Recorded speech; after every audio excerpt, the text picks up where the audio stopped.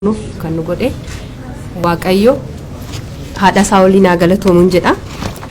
Guyyaa har'aa kana akka walitti qabamnuuf bidiruu ta'ee kan jidduu keenyatti argame abbaa warraa koo Hacaaluu Hundeessaa goota jaalalaa fi amanamaadhaan baga nagaan dhuftaniin jedha. Ibsi keenya har'aa faawundeeshiniin Hacaaluu Hundeessaa qopheesse irratti waa'ee awwaardii Hacaaluu Hundeessaa ibsa isinii kennuufi gara awwaarditti darbuu keenyaan dura faawundeeshiniin Hacaaluu Hundeessaa yoom hundaa'e kan jedhuuf waggaa har'aa waxabajjii 10 bara 2013 guyyaa wareegama waggaa tokkoffaa isaa irratti kan hundeeffamedha. Eenyuun hundeeffame kan jedhuuf maatiidhaan hundeeffame. Kaayyoon isaa hambaa haceenuu gatee deemee bara baraan jiraachisuudha. Ergamni faawundeeshinii Hacaaluu Hundeessaa aartii jajjabeessuu fi hawaasa diinagdee fayyaa fi hawaasa adda addaa rakkoo adda addaaf saaxilaman gargaaruudha. Mul'anni isaa immoo hawaasa haqa qabuu fi walqixxummaa dhaabbachuu danda'u arguudha.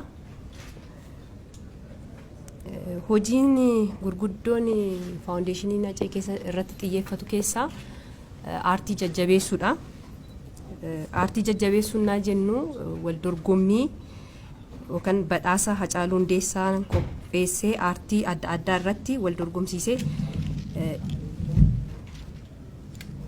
dorgommii iftoomina qabuu fi sadarkaa eeggate badhaasa miira wal dorgommii cimaa uumuun sadarkaa aartii guddisuudha.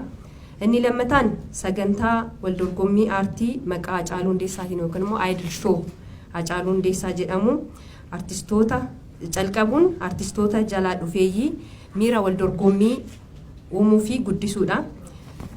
Inni kaan giddugala aartii Hacaaluu Hundeessaa yookaan immoo aart gaalarii Hacaaluu Hundeessaa dhaabuun artistoota keenya bakka itti leenji'uu danda'an qopheessuudha. Hojii tola ooltummaa keessatti namoota gargaaruu eeguu jennu inni eeguu lubbuun jiru wantoota adda addaa gochaa ture xiqqaa hanga guddaatti nutis hin gargaarra. Dhaabbanni isaa kunis kanaaf dhaabbate jechuudha. Kan biraa sagantaalee misooma hawaasaa fidan kanneen akka mana barumsaa, dhiyeessii bishaan qulqulluu fi kan kana fakkaatan irratti ni hojjeta. Gara badhaasa Hacaaluu Hundeessaatti yogguu isinii dabarru faawundeeshiniin Hacaaluu Hundeessaa edda hundaa'ee waggaa tokko ta'eera. Waggaa tokko kana keessatti hojiiwwan inni hojjetu keessaa tokko fudhanneet badhaasa Hacaaluu Hundeessaa har'a ifa isinii gooneerra jechuudha. Badhaasni Hacaaluu Hundeessaa guyyaa Hacaaluun Hundeessaa wareegame waxabajjii 29 raawwata. Badhaasni kun gosoota aartii hedduu of keessaa qaba.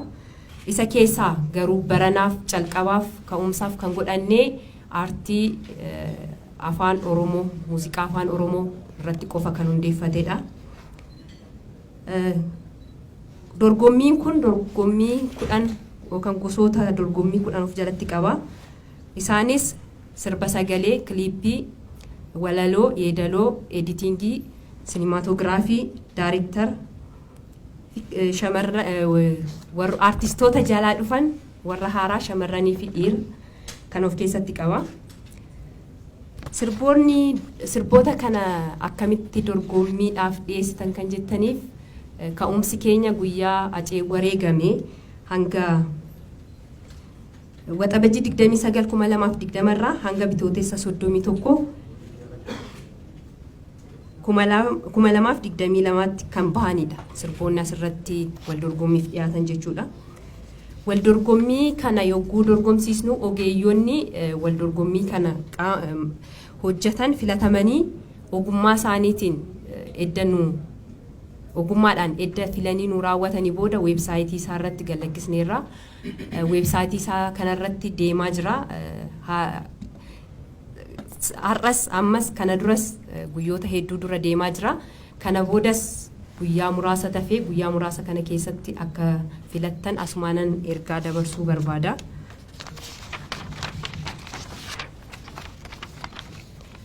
guyyaan weebsaayitiin dhaabbatu yookaan xumuramu guyyaa xiqqoo waan ta'eef gaafa 18/20/22 xumurama. Itti aansuudhaan ergaa gabaabaa SMS-dhaan calqabna. SMS-in guyyaa 19/2022 irraa kaasee marsaa irratti ni galakkifama. Amma sirra deebi'ee uummanni keenya sagantaa kana hordoftanii akka filattan akka artistoota keenya nu filtan akka nus nu jajjabeessitanin ergaa godhaamadha. Faawundeeshiniin Hacaaluu Hundeessaa maal hojjetaa, maal karoorfatee, maal keessatti arganna kan jettaniif immoo weebsaayitiin isaa jira. Fuula feesbuukii isaa irratti maxxana, achirratti argachuu dandeessu. Egaa faawundeeshinii Acee immoo akkamitti gargaarra kan jettaniif ammas fuula feesbuukii isaa irratti lakkoofsa akkaawuntii hin maxxana. Warroonni kaayyoo faawundeeshinii Hacaaluu Hundeessaa galmaan ga'uuf yaadaan, hojiin, beekumsaan nu cinaa dhaabbattan akkasumas ispoonsara nu taatan, ispoonsara nuuf ta'uuf yaada qabdan gaazexeessitoonni har'a asitti argamtan hundi keessanuu maqaa faawundeeshinii Hacaaluu Hundeessaatiin galatoomaan jedha. Hundi keenya akkuma beekamu dhugaan Acee egaa amma yoonaa nuun argamne hundi keenya amantii qabnuun dhugaan Acee waaqa bira jira, waaqaa gaditti namoota hedduu bira jira. Dhugaan Aceen kun akka nuuf ba'u amantii qabdaniin bakka jirtanitti yeroo maraa kan jedhu nuuf kadhadhaan jedha. Ulfaadhaa faawundeeshinii Hacaaluu Hundeessaa.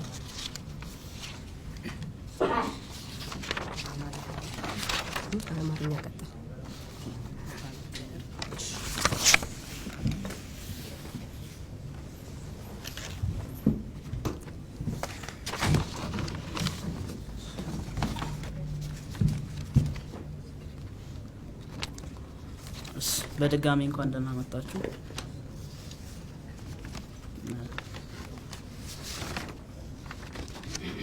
ዛሬ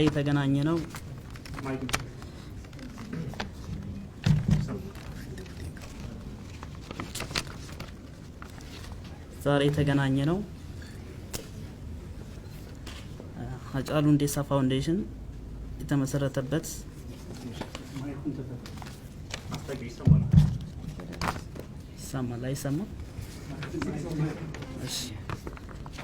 ሀጫሉ ሁንዴሳ ፋውንዴሽን ከተመሰረተ